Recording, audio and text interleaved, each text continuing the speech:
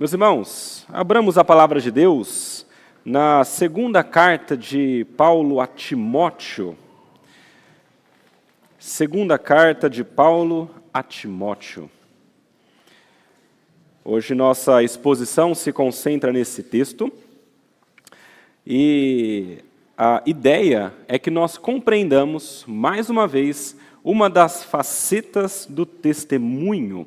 Nós temos tratado nessa nossa série de sermões acerca de como que é e como que deve ser o verdadeiro testemunho cristão, como que nós devemos agir e quais são algumas dessas características. E agora nós chegamos a 2 Timóteo, capítulo 1, leremos versículos 15 até o capítulo 2, versículo 13. Diz assim a palavra de Deus. Você já deve estar ciente de que todos os da província da Ásia me abandonaram. Entre eles estão Fígelo e Hermógenes. Que o Senhor conceda misericórdia à casa de Onesíforo, porque muitas vezes me deu ânimo e nunca se envergonhou das minhas algemas. Pelo contrário, quando chegou a Roma, me procurou com persistência até me encontrar. O Senhor lhe conceda que naquele dia ache misericórdia da parte do Senhor. Você sabe melhor do que eu quantos serviços ele me prestou em Éfeso.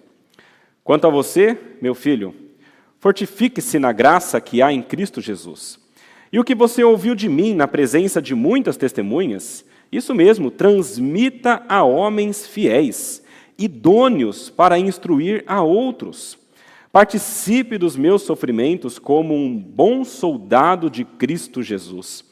Nenhum soldado em serviço se envolve em negócios dessa vida, porque o seu objetivo é agradar aquele que o recrutou. Igualmente, o atleta não é coroado se não competir segundo as regras.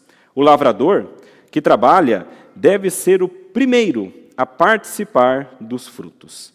Pense bem no que acabo de dizer, porque o Senhor dará a você compreensão em todas as coisas. Lembre-se de Jesus Cristo, ressuscitado dentre os mortos, descendente de Davi, segundo o meu evangelho.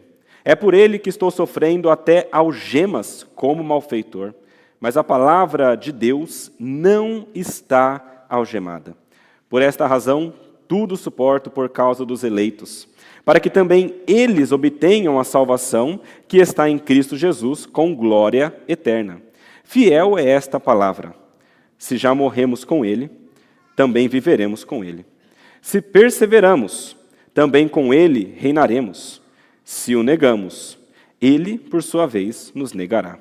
Se somos infiéis, ele permanece fiel, pois de maneira nenhuma pode negar a si mesmo.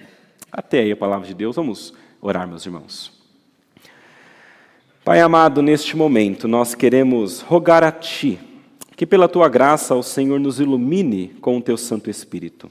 Nos ajude a compreender as coisas que o Senhor deseja, molda o nosso coração, nos confronta para que nós sejamos modelados de acordo com a sua vontade. Dá-nos a graça de sermos transformados pela sua palavra. É a nossa oração neste momento, em nome de Jesus. Amém. Meus irmãos, vocês têm seguido essa série de mensagens, então você já sabe qual é a situação de Paulo aqui. Paulo está preso em uma masmorra por conta do Evangelho, sendo perseguido e já aguardando o final da sua vida, já aguardando a sua decapitação por conta da pregação do Evangelho. E nesse momento ele envia essa carta para Timóteo, buscando fortalecer Timóteo e ajudá-lo na sua caminhada como um pregador do Evangelho. E em vários momentos ele exorta Timóteo a permanecer firme, mesmo em meio aos sofrimentos. E nesse texto aqui não é diferente. Mais uma vez, ele conclama Timóteo a permanecer firme, mesmo sabendo que por conta do Evangelho ele iria sofrer grandes perdas e grandes ônus. É por isso que ele diz essas palavras para Timóteo. E é muito interessante essa pequena parte aqui do texto que nós lemos no início, porque ele fala sobre alguns exemplos de pessoas que foram Pessoas que negaram o evangelho, por um lado, e existe um exemplo de alguém que permaneceu firme. Logo no começo, ele fala sobre Fígelo e Hermógenes, que foram duas pessoas que negaram, abandonaram Paulo e deixaram o evangelho, deixaram a pregação. E fala também de todos da Ásia. E por outro lado, ele fala de uma pessoa, Onesíforo. Onesíforo foi a única pessoa que ele cita aqui que permaneceu firme até o final. E ele utiliza esse exemplo para conclamar Timóteo a fazer a mesma coisa. Meus irmãos, enquanto nós lemos esse texto, eu queria que nós entendêssemos uma mensagem principal. O que nós temos de fazer em nosso testemunho de vida cristã é olhar para Cristo. Nos outros 2 sermões, a mensagem principal de cada uma foi a seguinte. Primeiro, testemunhar primeiro em casa. Nós temos de começar o nosso testemunho na vida comum do lar, com os nossos. Segundo lugar, testemunhar com coragem. Nós precisamos de coragem para testemunhar verdadeiramente. E agora, esse texto nos fala que nós precisamos testemunhar olhando para Cristo. Essa é a mensagem principal.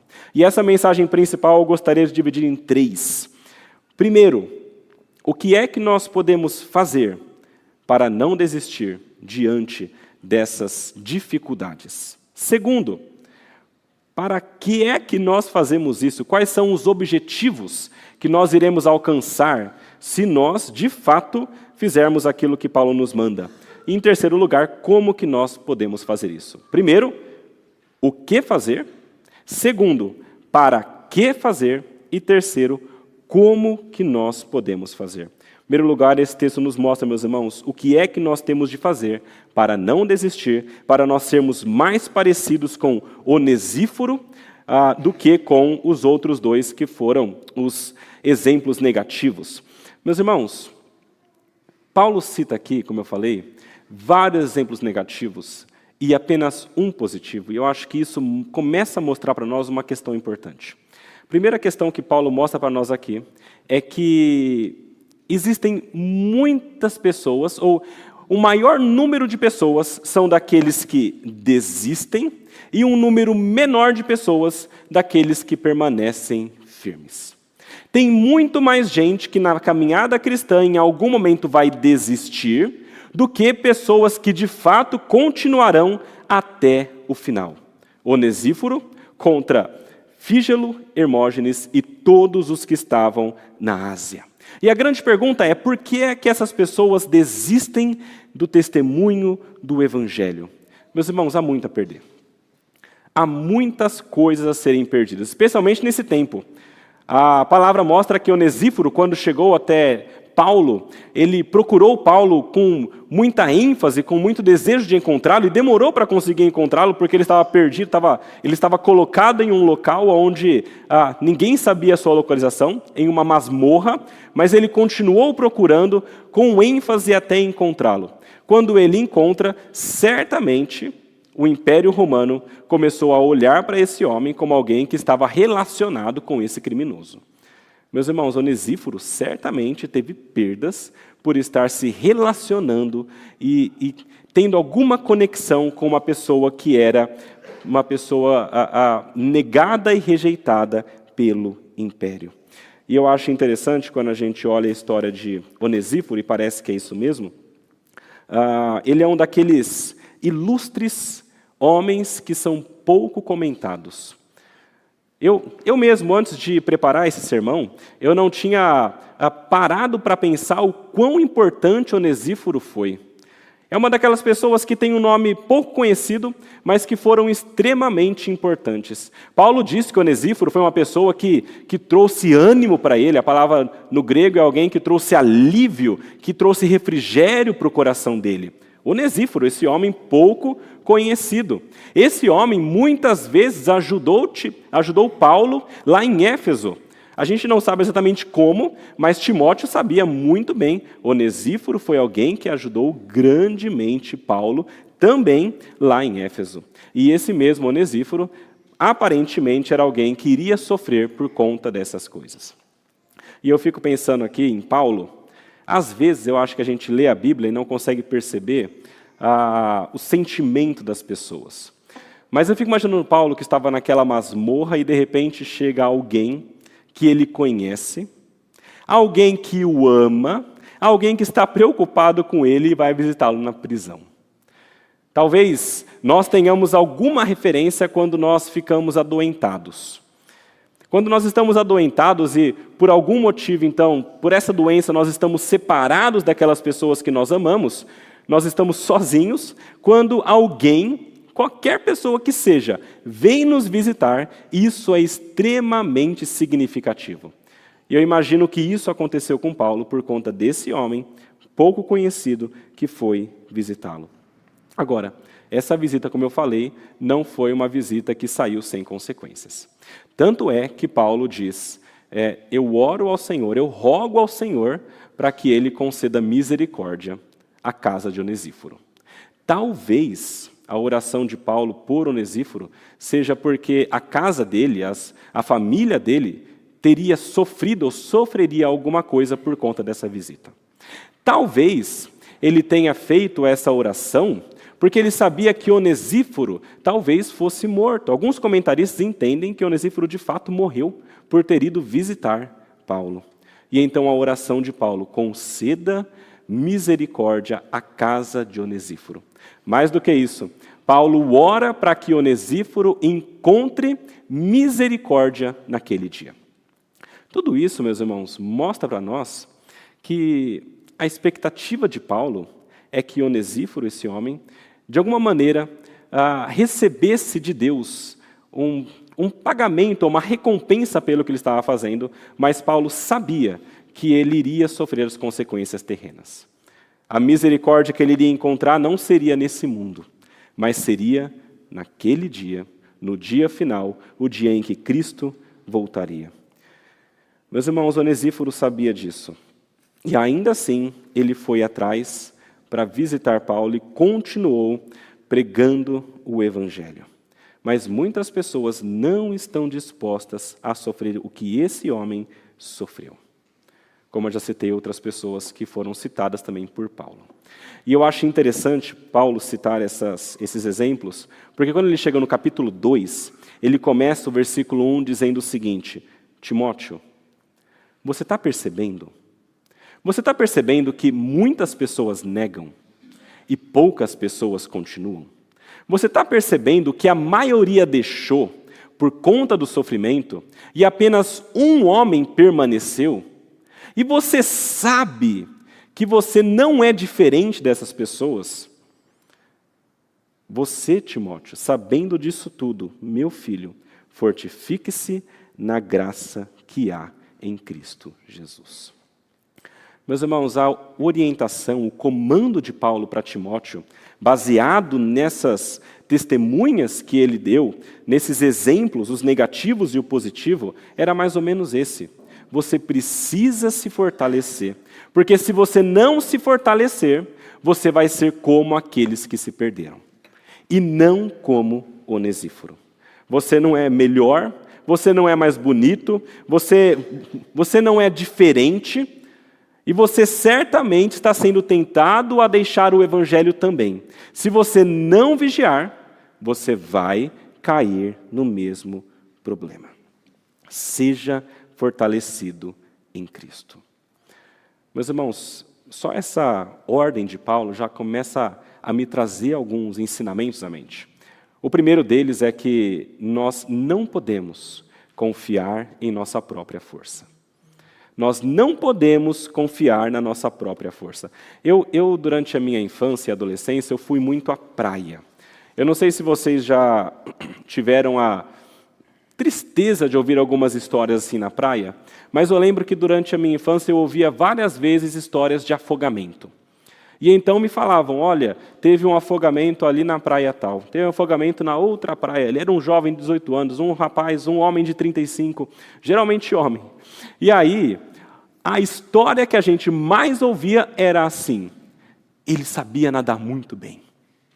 Ele era muito bom nadador. E às vezes, quando a pessoa sobrevivia, afogava, mas era salva, o relato era mais ou menos assim, eu achei que ia dar. Eu achei que eu sabia fazer.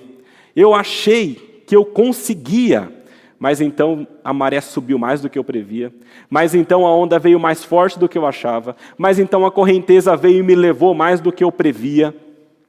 E essas pessoas que sabiam nadar, que tinham força, que eram jovens, antes que elas percebessem, elas estavam já debaixo da água. Meus irmãos, nós não podemos confiar na nossa própria força, porque nós não conhecemos todas as circunstâncias. Nós não conhecemos tudo o que acontece ao nosso redor, e nós não sabemos o tamanho das tentações que nos sobrevirão. Assim como um nadador que é bom na piscina não pode subestimar o perigo do mar, a gente também não pode subestimar o nosso coração pecaminoso, orgulhoso e egocêntrico, que por coisas pequenas, uma hora ou outra, vão deixar o Evangelho. Nós precisamos nos fortalecer em Cristo. Nós não podemos confiar na própria força, porque nós iremos cair, e nós temos de saber quem é que nos fortalece.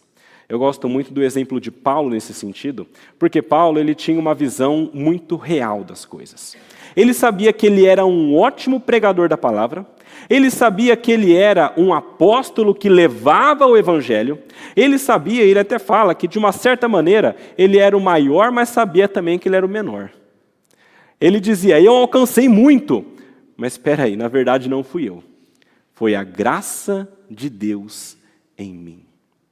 Paulo tinha plena certeza que não era pela força dele, apesar dele poder falar, eu sou judeu de judeus, eu sou romano, eu tenho conhecimento, eu sei de muitas coisas, eu consigo conversar com os filósofos.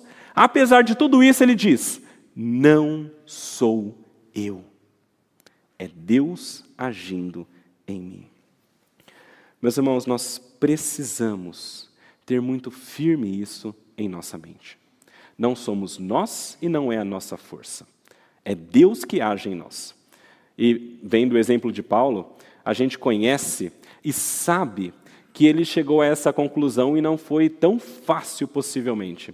Ele conta uma história falando sobre si mesmo, dizendo que ele foi levado ao terceiro céu. E ele teve revelações que foram incríveis, impressionantes, coisa que nenhum outro homem jamais viu, só ele. E, meus irmãos, quem vê algo assim é muito tentado a achar que é mais do que é. E achar que tem mais conhecimento e é mais importante.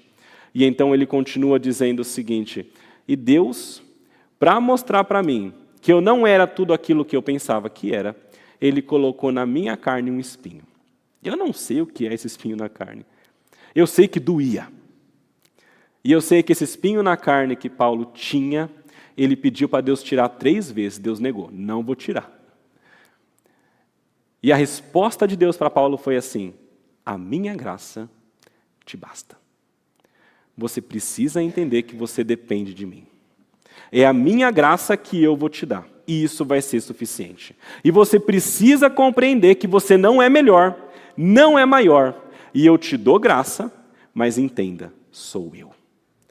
Deus deixou muito claro para ele, através do sofrimento do espinho na carne, que ele não era mais do que ele deveria considerar. Meus irmãos, assim como Paulo entendeu que ele era o que era pela graça de Deus, assim também nós precisamos necessariamente compreender que se nós pregamos o Evangelho, que se nós alcançamos alguma coisa, é porque Deus está agindo em nós. E nós precisamos compreender que sem Deus, nós nada podemos fazer. E tudo aquilo que nós fizermos, inevitavelmente vai naufragar. Pode até parecer que vai dar certo, mas se Deus não estiver na jogada, não estiver no plano, inevitavelmente nós iremos naufragar. Meus irmãos, o que Paulo nos mostra nesse pequeno trecho, a pequena parte inicial, é que muitos desistem, poucos permanecem. Onesíforo permaneceu, e Timóteo deveria permanecer assim como Onesíforo. E para isso, ele precisaria ser fortalecido na graça de Cristo. E agora, a segunda pergunta, grande pergunta que Paulo responde é, com que objetivo é que eu devo me fortalecer? Eu já sei que tem pessoas que desistem e que eu tenho que fortalecer em Cristo. Agora, o que é que eu devo alcançar com esse fortalecimento? Para o que é que eu devo, para qual alvo eu devo ir com este fortalecimento? E isso ele nos mostra dos versículos 2 até o versículo 7 do capítulo 2, que nós lemos. Aqui, meus irmãos, nós encontramos duas ordens que Paulo dá a Timóteo. A primeira ordem está no versículo 2. É a ordem de que Timóteo deveria transmitir aquilo que ele ouviu para outros homens fiéis. E a segunda ordem, está no versículo 3, é que Timóteo deveria participar dos sofrimentos juntamente com Paulo. São esses dois grandes objetivos que Paulo coloca para Timóteo e que são os objetivos que ele deve ter, e para alcançá-los ele deveria se fortalecer em Cristo. A primeira dessas ordens tem a ver com a pregação da palavra, com continuar essa pregação do Evangelho. Eu acho interessante, aqui na nossa tradução isso não fica muito claro, mas isso que Timóteo ouviu de Paulo, e diante de muitas testemunhas, ele deveria transmitir para outros homens. Essa tradução poderia ser mais ou menos assim: o que você escutou de mim, diante de muitas testemunhas, isso deposita a homens fiéis. Deposita a homens fiéis. E por que essa palavrinha deposita é importante? Porque aqui ele retoma um assunto que ele já começou a tratar no sermão anterior, na perícope anterior. Lá em 2 Timóteo, capítulo 1, versículos 1 a 14, no finalzinho do que ele trata no outro texto, ele diz o seguinte, que ele foi chamado para um evangelho, lá no versículo 11 do capítulo 1, e ele foi designado pregador, apóstolo e mestre. E então ele diz que é por isso que ele sofre essas coisas, mas não se envergonha, porque ele sabe no que ele tem crido e está bem certo de que ele é poderoso para guardar aquilo que foi confiado a ele. Isso que foi confiado a ele é este depósito. Paulo tinha recebido esse depósito da parte de Deus, e ele sabia que Deus era poderoso para guardar esse depósito até o dia final. E no versículo 14 ele fala a mesma coisa para Timóteo, ele diz: Timóteo, por meio do Espírito Santo que habita em nós, guarde o bom tesouro, o bom depósito também que lhe foi confiado. Meus irmãos, esse depósito nada mais é, nada menos é do que o próprio Evangelho. É aquilo que Deus transmitiu para Paulo, ensinou para Paulo, para que Paulo transmitisse para outras pessoas. É a verdade do Evangelho, que Jesus Cristo é Deus, que Ele veio para este mundo, que Ele morreu em nosso lugar, que o sangue dEle é poderoso para salvar e que aquele que crê nele será salvo. Aquele que crer com o coração e confessar com os lábios será salvo. Esse é o grande depósito de Paulo. E eu acho muito interessante porque essa coisa extremamente valiosa foi dada para Paulo, e a preocupação de Paulo, agora no final da vida dele, é a seguinte: o que é que vai acontecer com esse evangelho? Quando eu me for? Será que ele vai ser enterrado junto comigo? Não é isso que eu desejo. Eu quero que ele continue prosperando, e é por isso que eu vou transferir para Timóteo. Timóteo, guarda o bom depósito. E eu acho interessante ele falar essa ideia de guardar o depósito, porque, pensa comigo, geralmente quando a gente fala sobre guardar alguma coisa que é importante, o nosso pensamento é: se alguém me der um tesouro e eu tenho de guardar, eu vou pegar isso, eu vou esconder, vou colocar embaixo do colchão, vou colocar no banco, vou enterrar em algum lugar, para ninguém achar nunca, e isso fica bem guardado. E aqui parece que a ideia é diferente. Parece que a ideia de Paulo é: para você guardar isso aí, você tem que transmitir isso. É mais ou menos como a gente vê. Eu recebi um e-mail essa semana, e era um suposto hacker. E ele escreveu mais ou menos assim, Gabriel _ era o meu e-mail, não sabia nem meu nome. Mas então ele colocou lá: eu hackeei as suas contas, hackeei o seu e-mail, e eu já sei tudo sobre você. E se você não me der $600 em Bitcoin nessa conta, eu vou colocar tudo na internet e todo mundo vai ver. Eu pensei, o que será que ele está sabendo de mim que eu não sei, né? Para valer tudo isso. Mas ele me mandou esse e-mail, e o medo de pessoas que talvez tenham muitas coisas a esconder, ou contas e coisas nesse sentido, é de que isso vá para a internet. Porque uma vez que for para a internet, não some mais. Uma vez que subiu, acabou. Esse é o grande temor dos artistas, subirem coisas sobre ele que depois eles nunca mais vão conseguir tirar da internet. E parece que é a mesma ideia aqui. Se você quer que alguma coisa se eternize, não é para você esconder, espalha. Quanto mais você espalhar, menos vai ser possível que isso volte. Talvez uma outra imagem interessante seja da vela. Quando acabava a luz em casa, a gente acendia velas, né? Mas a primeira coisa que você faz quando acaba a luz e você acende a primeira vela, qual é a segunda coisa que você faz? Acende a segunda vela.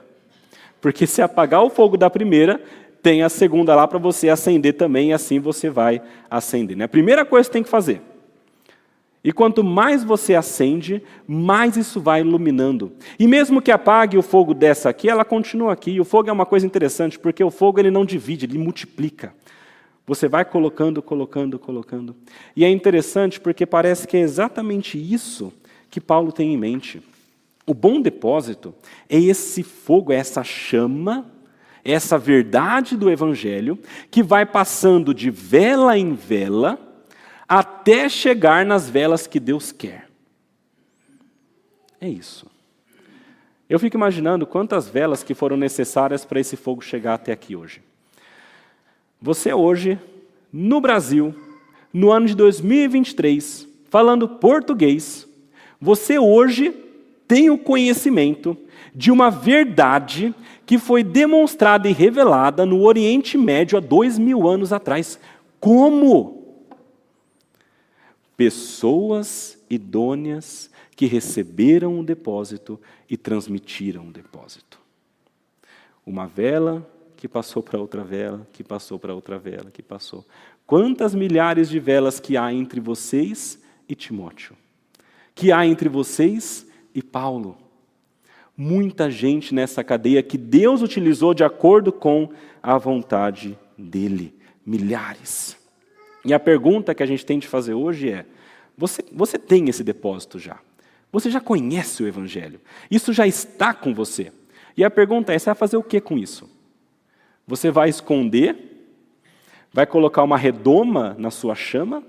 Ou você vai fazer aquilo que Paulo está pedindo para Timóteo fazer, que é guardar o depósito, transferindo para outras pessoas? Meus irmãos, esse é o nosso chamado, passar essa chama à frente. Isso é o que Deus quer que nós façamos com o Evangelho. E a grande verdade é que quando nós fazemos isso, esse mundo não se contenta. Nós vivemos em um mundo de trevas, em um mundo que jaz no maligno. E quando uma chama se acende e a luz ilumina, esse mundo não fica feliz. Esse mundo vai estar o tempo todo com um balde de água tentando apagar a chama que há em você. O tempo todo você vai ser tentado a deixar de lado a chama para que você não sofra com isso. E aqui está a segunda ordem de Paulo. Sabendo que você tem essa chama e que você está tentando passar para frente, que esse mundo vai contra isso, você precisa suportar os sofrimentos. Versículo 3. Participe dos meus sofrimentos como um bom soldado de Cristo. Nós precisamos ser fortalecidos para que nós consigamos espalhar este Evangelho e para que nós possamos suportar os sofrimentos. E diferentemente do que nesse mundo que nós vivemos, que é sentimentalista, hedonista, depressivo, com pouca resistência ao sofrimento, à dor, diferentemente do que esse mundo diria, Paulo diz, você vai continuar, independentemente do sofrimento, porque é isso que um soldado faz. Participa comigo como um bom soldado de Cristo. Meus irmãos, a Bíblia fala que nós iremos certamente sofrer como testemunhas de Cristo mas a verdade é que nós estamos em uma guerra.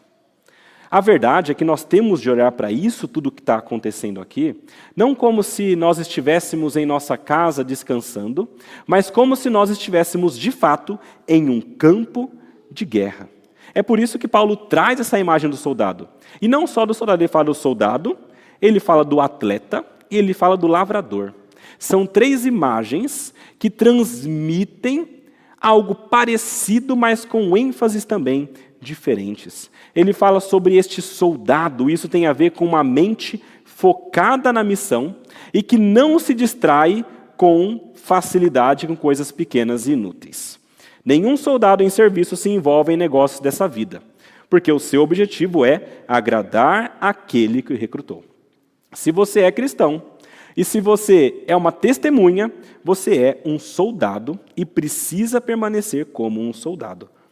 É claro, meus irmãos, que há várias lições possíveis aqui, nessa visão de soldado, e o soldado aqui seria o soldado romano, mas eu creio que 2 questões principais Paulo nos traz aqui. A primeira é que o soldado não se envolve com negócios desta vida, e o soldado tem o objetivo de agradar aquele que o recrutou.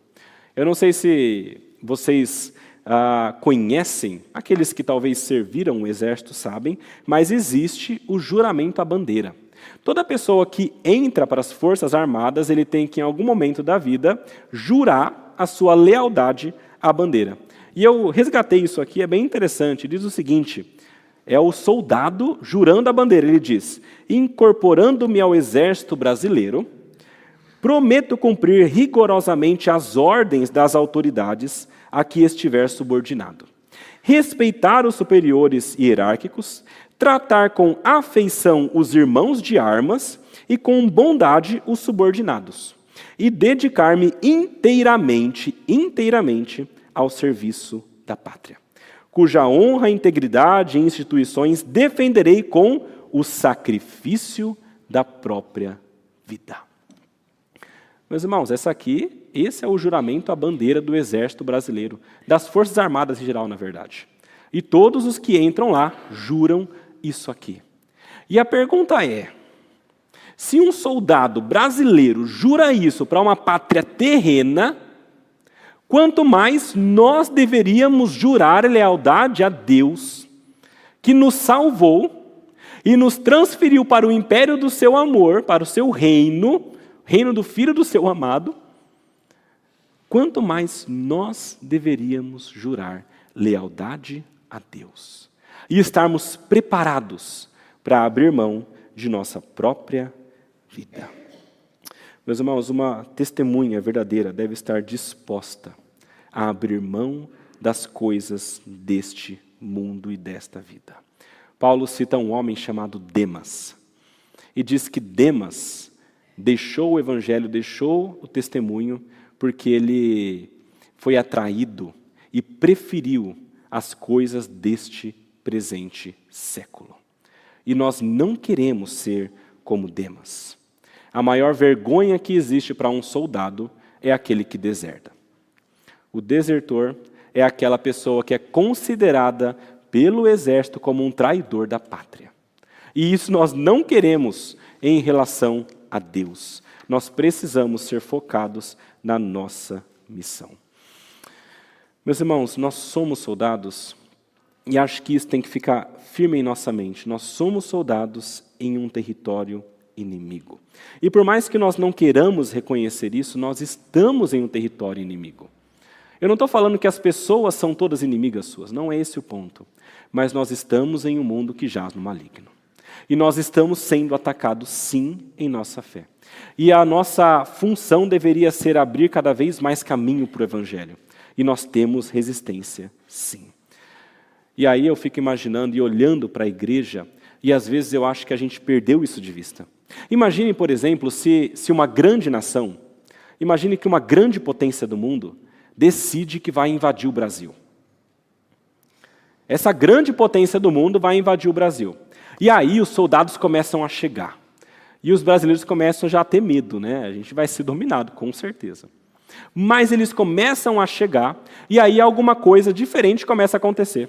Os soldados entraram em terras brasileiras, E eles começaram a olhar para tudo que tem aqui e começaram a gostar. E eles falaram, que sol bom que tem aqui. E eles começaram a gostar do estilo de vida. E eles começaram a gostar das pessoas e do modo como elas se comportam. E eles se apaixonaram e contraíram matrimônio. Meus irmãos, quando um exército inimigo entra num país, mas começa a se acomodar a esse país, será que essa invasão vai ter algum resultado? Certamente que não. Certamente que essas pessoas não mais lutarão pelo seu país. E é possível que, se passar um pouquinho de tempo, esses soldados, que já estarão do lado brasileiro, comecem a defender o Brasil contra a sua pátria anterior. E não é assim que a gente faz às vezes? Nós somos soldados de um reino invisível, de uma pátria superior, colocados neste mundo para guerrear uma guerra. E por muitas vezes, nós estamos nos divertindo com as coisas que nós encontramos nessa terra. Nós estamos nos acomodando ao estilo de vida deste mundo e nós estamos deixando para trás a nossa missão. E aos poucos é possível que nós nos coloquemos contra aquele que nos chamou. Meus irmãos, um soldado não vive dessa maneira. E a pergunta também que eu queria fazer, será que você está fazendo isso? Será que você tem trocado a sua pátria celestial por essa pátria terrena? É só você começar a analisar e comparar quanto tempo que você investe na propagação do Evangelho, que é a sua missão, na preparação da propagação do Evangelho, no fortalecimento da sua vida com a palavra, no planejamento de novas maneiras de lutar. Quanto tempo que você gasta com isso? E compare com quanto tempo que você gasta e você desperdiça se deleitando em coisas que este mesmo mundo que você quer conquistar para Cristo te oferece. Quando você comparar essas coisas, se a segunda tiver maior que a primeira, então você está começando a distorcer a tua missão. Um soldado, ele não se distrai. Ele permanece firme para agradar aquele que o chamou. A segunda imagem que Paulo nos traz é do atleta. Isso tem a ver com a disposição de viver de acordo com as regras que ele mesmo aceitou participar. O atleta, meus irmãos, é muito interessante aqui nessa imagem, porque o atleta era muito bem visto lá no tempo de Paulo, no Império Romano, inclusive por conta dos gregos também. Eles eram vistos, inclusive, como heróis. Os grandes atletas vencedores eram considerados heróis. E eles levavam tão a sério o esporte que eles, inclusive, faziam votos aos deuses deles. Tem um livro muito interessante de um autor chamado Pausanias. Não sei se você já chegou a ler uma parte desse livro. Ele foi como que um historiador, uma pessoa que foi descrevendo aquilo que ele via enquanto viajava no 2º século. E então ele descreve a Grécia. E uma das coisas que ele descreve é que haviam várias estátuas, e havia a estátua de Zeus, o deus grego, com 2 raios na mão, e este Zeus era como se fosse o deus em que as pessoas faziam os votos. E era costume dos atletas irem com os seus familiares, irmãos e pais e todos lá, iam até este deus e faziam um voto, utilizavam entranhas de javali, aparentemente, e faziam um voto e um sacrifício para esse deus. E nesse voto eles diziam, eu vou cumprir todas as regras do jogo. E eu também prometo e juro que nos 10 meses que se passaram até aqui, dos Jogos Olímpicos, eu estive de acordo com as regras e eu me esforcei ao máximo. Era isso que eles juravam. Eles juravam que iriam agir de acordo com as regras e que tinham treinado de acordo com as regras. E os juízes também, os árbitros, eles iriam até ali para esse mesmo Zeus, e eles fariam as mesmas promessas, dizendo, eu vou julgar de maneira justa, não vou ser parcial, e eu vou entregar o melhor que eu puder. Meus irmãos, era tão sério que as pessoas que, de alguma maneira, usavam de subterfúgios para vencer, elas eram extremamente mal vistas. Quando elas quebravam as regras, era como se fosse uma vergonha nacional. Eles erigiam literalmente estátuas para mostrar que aquela pessoa era um mau exemplo. E aquelas pessoas que faziam algo para ganhar de maneira errada, elas pagavam multas, e essas multas eram revertidas para fazer as estátuas. Era muito sério, muito sério. E estes atletas, como Paulo coloca aqui, seriam um modelo que ele utiliza para nos chamar a uma vida regrada de igual maneira. Meus irmãos, um atleta de alto nível, ele é extremamente regrado. Eu recuperei aqui, vocês conhecem Michael Phelps, medalhista mundial da natação, o maior de todos os tempos, ganhou 28 medalhas. 28 medalhas olímpicas. E eu vi um pouquinho da rotina desse homem. E ele diz, interessantemente, que ele nadava na piscina de 3 a 5 horas por dia. 3 a 5 horas por dia na piscina. 7 dias por semana. E ele dormia também, às 8 horas à noite, e durante o dia, uma sonequinha de 2 a 3 horas. Essa era a rotina dele, fora a comida. E eu achei interessante, esse cara, ele ingeria 12.000 calorias por dia. 12.000 calorias por dia. Era um café da manhã muito robusto, um grande almoço. Eu vou só citar o jantar dele. O jantar dele, que é quando a gente come menos, ele comia meio quilo de macarrão e uma pizza inteira. E mais 1.000 calorias de bebida energética. Essa era a janta. Imagina o café e o almoço. Meus irmãos, era dessa maneira que Michael Phelps se preparava para competir. É por isso que ele ganhou as 28 medalhas. Com muito foco, muita dedicação, muita regra. E nós somos chamados, de uma certa maneira, a também seguir as regras do nosso chamamento. A palavra nos traz, pelo menos, uma grande regra. E talvez seja a maior regra para nos guiar. E a regra é aquela que nós encontramos lá em Mateus 10. A regra é a seguinte: a tua vida não é tua. A tua vida é de Cristo. Quando nós entendemos isso, todo o resto passa a fazer sentido. Mateus capítulo 10, versículos 34 a 39, ele fala, é Jesus falando que não veio para trazer paz à terra, não veio para trazer paz, mas a espada. Ele veio para causar divisão entre os homens, entre o homem e seu pai, entre a filha e a sua mãe, entre a nora e a sua sogra. Assim os inimigos de uma pessoa serão os da sua própria casa. Por quê? Quando ele traz o evangelho e alguém aceita, a família muitas vezes nega. E isso causa, sim, problemas. E ele diz, quem ama o seu pai ou a sua mãe mais do que a mim não é digno de mim. Quem ama o seu filho ou a sua filha mais do que a mim não é digno de mim. E quem não toma a sua cruz e vem após mim não é digno de mim. Quem acha a sua vida a perderá. E quem perde a vida por minha causa, esse a achará. A regra do jogo é essa. A sua vida é de Deus. E você precisa seguir as regras. E só dessa maneira que você vai receber também a coroa. A ideia aqui é de que nós temos de nos portar com o máximo de concentração para seguir aquilo que Deus deseja e, seguindo a vontade dEle, cumprir tudo o que Ele deseja para a nossa vida, como um atleta verdadeiro. E também fala sobre o lavrador, e aqui a ideia do lavrador tem a ver com um trabalho duro. O lavrador que trabalha deve ser o primeiro a participar dos frutos. A palavra trabalho aqui é a palavra mais forte para trabalho que existe no grego. Tem a ver com um trabalho extenuante. É um trabalho que cansa, que gera calo nos dedos. Essa pessoa que trabalha dessa maneira é essa que vai receber e poder participar dos frutos. E o foco aqui é o trabalho árduo. Meus irmãos, com essas 3 imagens, Paulo chama Timóteo para se esforçar nessas coisas e suportar o sofrimento.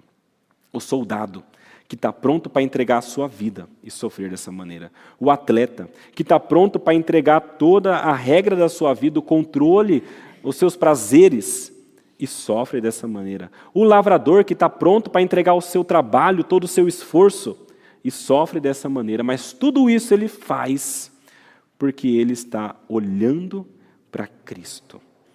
E no final, Paulo diz assim, reflita sobre essas coisas. No versículo 7, pensa bem no que eu disse para você, porque o Senhor vai dar para você compreensão de todas essas coisas. É mais ou menos assim, Timóteo, eu te dei 3 exemplos aqui. Olha para esses exemplos e agora compara com a tua vida e que Deus te ajude a saber aonde que você está falho e aonde que você tem que melhorar. É aquele tipo de texto que a gente tem que chegar em casa e olhar e pensar, será que eu sou como um soldado mesmo? Será que eu sou como um atleta mesmo? Será que eu sou como um lavrador mesmo para Cristo? E comparar isso com a nossa vida e chegar às conclusões que nós temos de chegar. Aonde eu tenho de mudar? Quais são as áreas que eu preciso de mudança? E, finalmente, depois de dizer o que deve ser feito, que é o fortalecimento em Cristo, para que isso deve ser feito, que é pregar o Evangelho e sofrer por ele, agora ele diz como. E aqui, meus irmãos, basicamente, o que Paulo nos diz é que a maneira pela qual nós seremos fortalecidos é olhando para Cristo. É nos lembrando do que Cristo fez, de quem Ele é e do seu Evangelho. E ele traz aqui, no versículo 8 até o versículo 13, várias coisas que Jesus fez. E se você olhar, do versículo 8 até o 11 é uma parte, e do versículo 11 da segunda parte do 11 até o final, é uma outra parte. Na verdade, aqui parece que é um cântico, talvez que Paulo esteja entoando aqui, talvez ele tenha sido o escritor, mas o fato é que está aqui. E quando Paulo utiliza este cântico, parece que já é conhecido, mas ele está ligando essas duas partes. É por isso que eu queria trabalhar com esse texto, ligando desde o versículo 8 até o 11, comparando também com o 11, a segunda parte, até o finalzinho. E aqui temos algumas verdades, tá? A primeira delas, que nós temos de lembrar acerca de Jesus, é que ele venceu a morte. Versículo 8 fala, lembre-se de Jesus Cristo, ressuscitado dentre os mortos. E lá depois, no cântico dele, no hino, fala, se já morremos com ele, também viveremos com ele. Meus irmãos, Jesus Cristo é aquele que foi ressuscitado dentre os mortos. Se você quiser conhecer um pouquinho mais sobre isso, leia 1 Coríntios 15. É um texto lindo de Paulo, falando sobre a ressurreição de Cristo e como que essa ressurreição molda a nossa vida aqui. Nós lemos, inclusive, aqui na nossa liturgia, uma parte desse texto que fala, onde está, ó morte, a sua vitória? Onde está, ó morte, o seu aguilhão? Meus irmãos, a morte foi vencida por Cristo. Jesus é Deus, poderoso, o Senhor da vida. E se Ele ressuscitou, é certo que nós também ressuscitaremos. É por isso que Paulo, quando olha para a morte dele, ele fala, isso é ruim, mas não se compara com a ressurreição. Eu vou morrer, isso não é bom humanamente falando, mas eu tenho certeza que eu vou ter a vida eterna. Então não me importa morrer pelo Evangelho, porque eu sei que tem algo melhor e superior. Ele é aquele que venceu a morte. Lembre-se disso e isso vai te fortalecer. Ele é o Rei prometido. A palavra chama ele de descendente de Davi, segundo o Evangelho de Paulo. Ele é aquele que foi prometido da linhagem de Davi. Quando Jesus vem, ele vem de fato da linhagem desde Davi, e ele é aquele descendente que reinaria, ele é rei. E como um rei, ele tem um reino. E eu acho interessante porque o versículo 12 fala, se nós perseveramos, também com ele reinaremos. O reino dele não é desse mundo, é algo superior. Mas nós reinaremos ao seu lado, enquanto nós perseveramos. Meus irmãos, nós morremos com ele e vivemos com ele. Nós perseveramos e nós com ele também reinaremos. Ele é a semente de Davi, o Messias prometido. E isso tem que fortalecer também o nosso coração. Porque se nós sofremos aqui até cadeias como Paulo sofreu, nós sabemos que no tempo vindouro nós iremos reinar ao seu lado. E isso é graça da parte de Deus. A terceira verdade que esse texto nos mostra é que a sua palavra salva. Versículo 10 fala assim, por essa razão, tudo suporto por causa dos eleitos, para que também eles obtenham a salvação que está em Cristo Jesus com glória eterna. A razão de Paulo se dedicar tanto ao ministério e à pregação do evangelho e sofrer com isso e isso não importar para ele, é porque ele sabe que é dessa maneira que os eleitos serão salvos. E ele vai fazer isso para que essas pessoas encontrem a salvação e a glória eterna. A palavra de Cristo salva. E como eu já citei, a palavra é essa: que Deus veio ao mundo, se fez carne, morreu na cruz, pagou os nossos pecados, e a vida que é dele e ele merece, ele nos dá. E a morte que é nossa e nós merecemos, ele toma sobre ele. E quando nós cremos nisso, nós temos vida. Este é o Evangelho e a palavra que salva. Mais uma verdade que esse texto mostra para nós, esse texto final, é que este Deus também é exigente. O cântico diz: se o negarmos, ele, por sua vez, nos negará. Jesus não quer pessoas que estão com ele por comodidade ou quando é conveniente. Ele quer pessoas que estão com ele em todo o tempo, apesar dos ônus que podem sofrer. Mateus capítulo 10, versículo 32, tem um texto de Jesus falando o seguinte, de Mateus falando sobre Jesus. Portanto, todo aquele que me confessar diante dos outros, também eu o confessarei diante de meu Pai que está nos céus. Mas aquele que me negar diante das pessoas, também eu o negarei diante de meu Pai que está nos céus. Isso aqui é um alerta para nós. Paulo, junto com tudo isso, ele coloca este alerta para que nós entendamos. Não existe um cristianismo soft. Ou você está com Jesus de fato, ou você não está. E quando você o nega verdadeiramente, e essa negativa sua, essa rejeição sua, caminha até o final da sua vida, ele vai também te negar diante de Deus Pai. Evidentemente que há perdão. Enquanto estamos vivos, Pedro, por exemplo, recebeu esse perdão. Ele negou, mas ele foi restaurado. Nós podemos fraquejar eventualmente, mas nós temos de voltar atrás e buscar a Deus. Mas o ponto principal é, não negue a Cristo, para que ele também te reconheça diante de Deus Pai. Ele é também gracioso e fiel. Versículo 13 fala, se somos infiéis, ele permanece fiel, pois de maneira nenhuma pode negar a si mesmo. Acho interessante porque ele vai trazendo comparações, e ele diz, se a gente perseverar, vamos reinar com ele. E aqui parece que ele iria falar mais ou menos assim, se nós somos infiéis, mais ou menos como ele tinha falado que ele ia nos negar, aparentemente, para a nossa mente humana, seria, ele vai também ser infiel conosco. Mas Paulo muda a tônica aqui, e ele diz, se nós somos infiéis, ele continua fiel. Apesar da nossa infidelidade, ele continua fiel.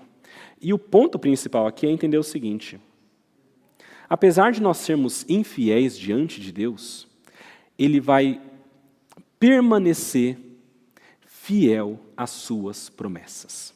Aquilo que ele prometeu, ele vai cumprir. Aquilo que ele disse que vai acontecer, vai acontecer. E não é pela nossa infidelidade que, de alguma maneira, nós faremos Deus mentiroso. É mais ou menos o que está em Romanos, no capítulo 3.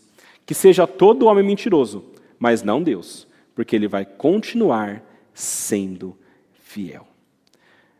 E, por fim, a última verdade que essa última parte nos traz é que a sua palavra sairá vitoriosa apesar de nós. Versículo 9, Paulo fala o seguinte, fazendo um jogo de palavras. É por ele que estou sofrendo até algemas, como malfeitor, mas a palavra de Deus não está algemada. Eu posso estar preso hoje, eu posso estar nas algemas, mas a palavra de Deus é mais poderosa.